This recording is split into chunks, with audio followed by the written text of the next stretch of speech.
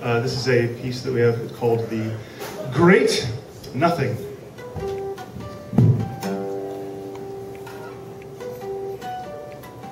At 7:15 p.m. in Chesterton, 3 people were in communion with the Great Nothing. Catherine Bradshaw, 46, went euphorically blank on a bed in room 315 of County General, her daughter's hand clutched tense in her own. Taxol slid to an impotent stop in her arteries, along with the white cell-depleted blood.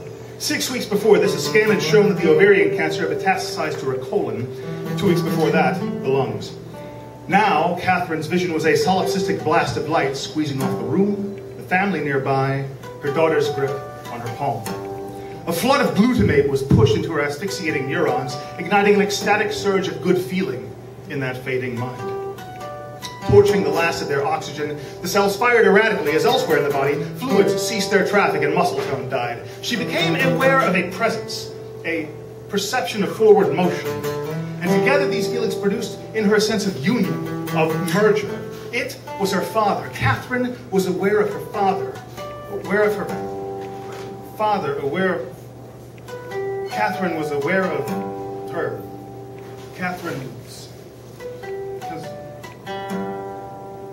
Toby Nichols' fists were on either side of the garbage can as another surge came up from the diaphragm. He squeezed his leaking eyes shut and dropped a third stream of vomit. That was maybe it, maybe that was the last one, maybe there wasn't any more. He fell down by a fence, a track of spume winding down his chin, and tenderly tested at closing his eyes to see if the spinning would come back. He made 1 or 2 exhausted attempts at prying, then flicked his palm to dislodge a piece of broken glass beneath it. Then there was leaden. It was the last thing he knew. Down on Anderson Field, Eric Hotchkiss had taken the ball and was making for the goalpost. Dick Ramsey closed the ground between them at an oblique angle and threw himself in for a tackle. And then a jarring fluke. Eric's shoulder came down hard on the sod, turned, and wrenched the neck into 2 pieces at the nape. Eric's body flopped down ragdoll by the head and set to spasming like a speared fish. The first thing that crossed Eric's mind was cheese sandwiches.